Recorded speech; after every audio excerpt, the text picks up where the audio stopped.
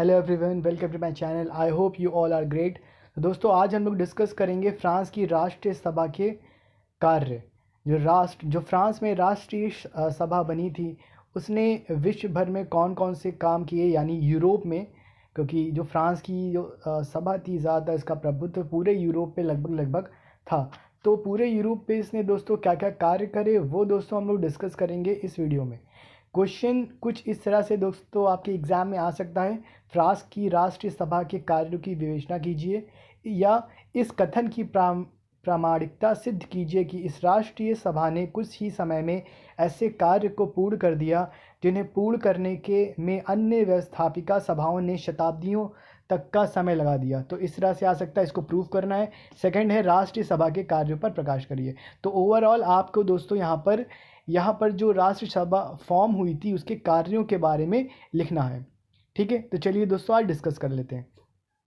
राष्ट्रीय महासभा की स्थापना 5 मई 1789 में हुई। तो दोस्तों इसकी आप डेट याद कर लिए। जो राष्ट्रीय महासभा थी ये कब फॉर्म हुई? 1789 में 5 मई को वर्साई के शानदार महल में स्टेट्स जनरल की बैठक हुई। अब ये किसकी यहाँ पे हुई? वर्साई के शानदार महल में। इस अधिवेशन में समाज के तीनों ही वर्गों के लोग सम्मिलित थे, यानी लोअर क्लास, मिडिल क्लास और अपर क्लास। तीनों जो समय के क्लासेस होते थे, वर्ग थे, तो तीनों वर्ग के लोग इसमें अपना प्रतिनिधित्व कर रहे थे। उसकी सदस्य संख्या 1214 थी। राजा ने तीनों वर्गों के लोगों से अलग अलग जाकर अपने अधिवेशन करने का आदेश दिया।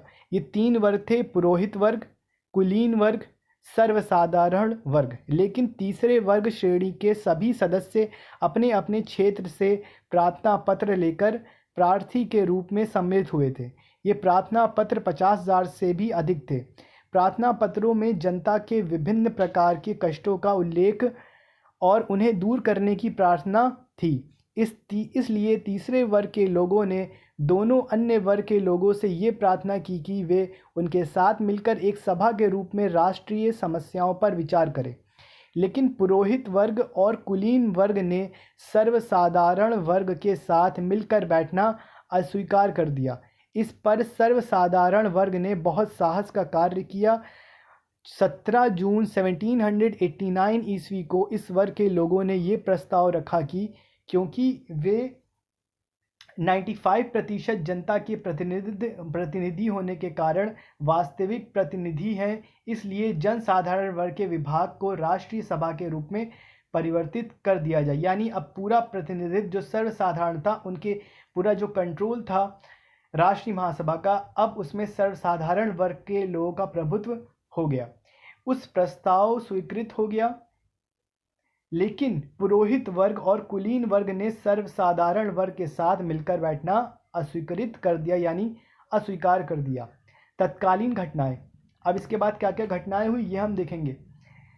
20 जून 1789 ईस्वी को जब राष्ट्रीय सभा के प्रतिनिधि अपने कमरे के सामने पहुंचे तो उन्होंने देखा कि कमरे के दरवाजे बंद थे।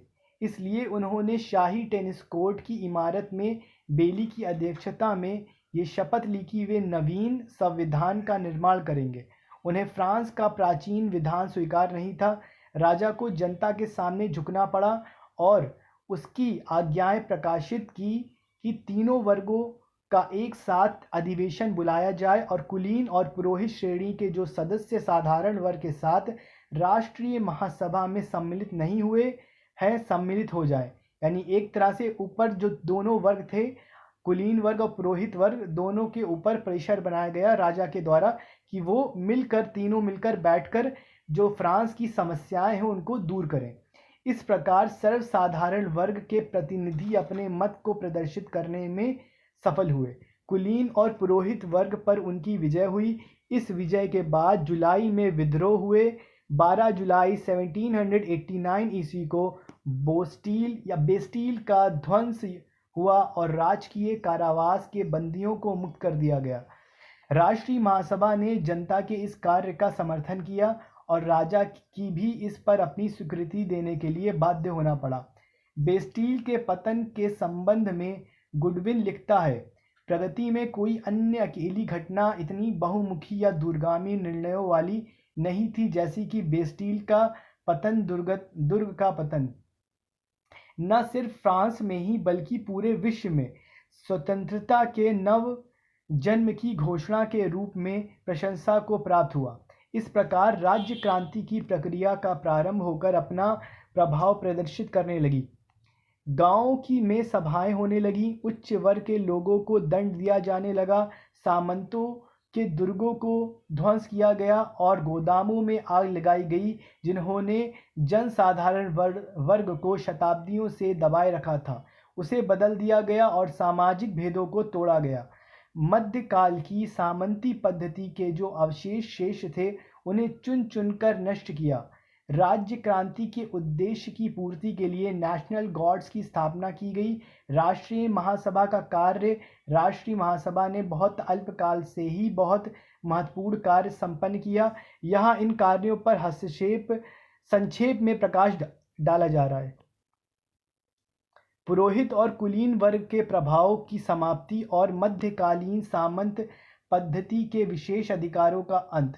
तो पहला कार्य ये हुआ, जो पुरोहित और कुलीन वर्ग का दबदबा था फ्रांस में जो लोअर क्लास पर, वो खत्म हो गया। राष्ट्रीय महासभा की बैठक 4 अगस्त 1789 ईस्वी को प्रारंभ हुई। उसमें सर्वप्रथम ये प्रमुख प्रस्ताव रखा गया कि सामंत पद्धति को नष्ट किया जाए और इस प्रस्ताव के अनुसार सामंत पद्धति का अंत किया गया। एक अन्य प्रस्ताव द्वारा चर्च के आय का दंडांश लेने का अधिकार छीन लिया गया। कुलीन और यानी जो चर्च टैक्सेस लेते थे वो लेने का अधिकार भी कानून बनाकर चर्च से वापस ले लिया और सामाजिक भेदों को तोड़ा गया। मध्यकाल की सामंत पद्धति के जो अवशेष शेष थे उन्हें चुन चुनकर नष्ट किया। राज्य क्रांति के उद्देश्यों की पूर्ति के लिए नेशनल गार्ड्स की स्थापना की गई। राष्ट्रीय महासभा का कार्य, राष्ट्रीय महासभा ने बहुत अल्पकाल से ही बहुत महत्वपूर्ण कार्य संपन्न किया। यहाँ इन कार्यों पर संक्षेप में प्रकाश डाला जा रहा है। पुरोहित और कुलीन वर्ग के प्रभाव की समाप्ति और मध्यकालीन सामंती पद्धति के विशेष अधिकारों का अंत। राष्ट्रीय महासभा की बैठक 4, इसको तो पढ़ चुके हैं, हाँ। राष्ट्रीय महासभा की बैठक 4 अगस्त 1789 ईस्वी को प्रारंभ हुई। इसमें सर्वप्रथम ये प्रस्ताव रखा गया कि सामंत पद्धति को नष्ट किया जाए और इस प्रस्ताव के अनुसार सामंत पद्धति का अंत किया गया। इस एक अन्य प्रस्ताव द्वारा चर्च से आय का दंडांश लेने का अधिकार छीन लिया गया। कुलीन और पुरोहित वर्ग के विशेष अधिकारों को समाप्त कर दिया गया और मध्यकालीन अन्यायों का अंत करने के लिए अन्य महत्वपूर्ण निर्णय लिए गए। राष्ट्रीय महासभा ने कई शताब्दियों की यातना के उपरांत फ्रांस के कृषकों को सामाजिक और आर्थिक संकट से मुक्ति दिलाने में योगदान दिया और प्राचीन व्यवस्था में पनपने वाले अनेक गिल्ड और संघों की समाप्ति की। फ्रांस के राज्य पदों का विक्रय बंद कर दिया गया और उनके दरवाजे सभी के लिए खुल गए। इस प्रकार हम देखते हैं कि राष्ट्रीय महासभा ने वर्गीय भेदभाव को समाप्त करके सामाजिक और राजनीतिक समानता पर बल दिया। तो एक क्या हुआ, जो वर्ग भेद था दोस्तों यहाँ पर राष्ट्रीय महासभा के आने से खत्म हो गया। दूसरा, नवीन संविधान का निर्माण। राष्ट्रीय महासभा ने एक अन्य महत्वपूर्ण कार्य नवीन संविधान का निर्माण किया। 1789 ईस्वी तक राष्ट्रीय सभा मुख्य रूप से प्रशासन के संगठन और संविधान के निर्माण में व्यस्त रही। सामाजिक विषयों में अवकाश मिलते ही वह फ्रांस के भावी संविधान के निर्माण में जुट जाती थी। 3 जून 1789 ईस्वी को राजकीय अधिवेशन में तीसरे वर्ग की विजय से के राष्ट्रीय महासभा के राष्ट्रीय पुनरुत्थान के लिए स्वतंत्र कर दिया। राष्ट्रीय महासभा ने एक संविधान की समिति की नियुक्ति की और उसके बाद राष्ट्रीय महासभा नाम की संविधान परिषद कॉन्स्टिट्यूएंसी असेंबली हो गया। अनुभव शून्यता के कारण वह अपने इस कार्य में अधिक सफल ना हो सकी, लेकिन फिर भी उस सभा ने कुछ कार्य अवश्य किया जिसने मानव अधिकारों की घोषणा और प्रशासन के अन्य अंगों पर प्रकाश डाला गया। मानव अधिकारों की घोषणा। संविधान सभा ने आश्वासन विधान निर्माण मुख्य रूप से 2 सिद्धांतों को रखकर किया था। राज्य में जनता के प्राकृतिक अधिकारों का विशेष ध्यान रखा जाए। सरकार के तीनों अंगों यानी व्यवस्थापिका, कार्यपालिका और न्यायपालिका को अलग अलग रखा जाए। इस प्रकार मानव अधिकार की घोषणा का श्रेय भी राष्ट्रीय महासभा को है। शासन व्यवस्था में सुधार दोस्तों, वैधानिक सभा ने शासन व्यवस्था में भी अनेक सुधार किया। राजा की स्थिति को परिवर्तित कर दिया। उसे मंत्रियों की नियुक्ति करने और पदच्युत करने का अधिकार था, लेकिन वह मंत्री व्यवस्थापिका सभा के प्रति उत्तरदायी बनाए गए।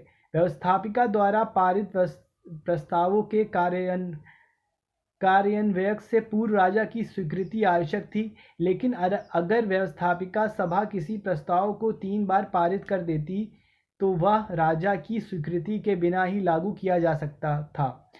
शासन संचालन का कार्य राजा के ही हाथों में रखा गया और उसे ही सेना का प्रधान अधिकारी रखा गया, लेकिन उसे संधि और विग्रह करने का अधिकार प्रदान किया गया। कानून निर्माण का अधिकार व्यवस्थापिका सभा को दिया गया। प्रत्येक व्यक्ति को अपनी 3 दिन की आय के बराबर धनराशि राजा को कर के रूप में देता था। उसको निर्वाचन में मत देने का अधिकार था। फ्रांस की न्याय व्यवस्था में सुधार किया गया और बिना किन्हीं कारणों के किसी व्यक्ति को बंदी बनाना अवैध घोषित किया गया। किसी को उत्पीड़ित करने पर कठोर दंड की व्यवस्था की गई। नवीन केंद्रीय और स्थानीय न्यायालयों की स्थापना हुई। पंचों द्वारा न्याय की प्रथा का प्रचलन किया गया। महासभा द्वारा चर्च की भूमि का अपहरण किया गया और उसे राष्ट्रीय संपत्ति उद्देशित किया गया। पुराने प्रांतों का अंत करने के बाद फ्रांस की शासन व्यवस्था में एकरूपता लाई गई और स्थानीय शासन व्यवस्था का आरंभ किया गया। 2 नवंबर 1789 ईस्वी को अधिवेशन ने चर्च की संपत्ति को जब्त करके उसे बेचकर राष्ट्रीय आय में सम्मिलित कर दिया गया। राष्ट्रीय महासभा का अंत और उसका मूल्यांकन। विधानसभा कार्य समाप्त हो जाने पर 30 सितंबर 1789 ईस्वी को उसके प्रतिनिधियों ने अपने पदों को खुद खाली कर दिया।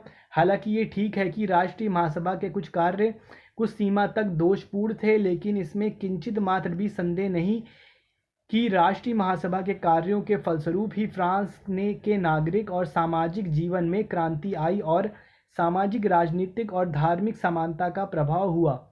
मौलिक अधिकारों पर ध्यान दिया जाने लगा और जनता को शासन के नीति निर्धारण में योगदान देने का अवसर मिला।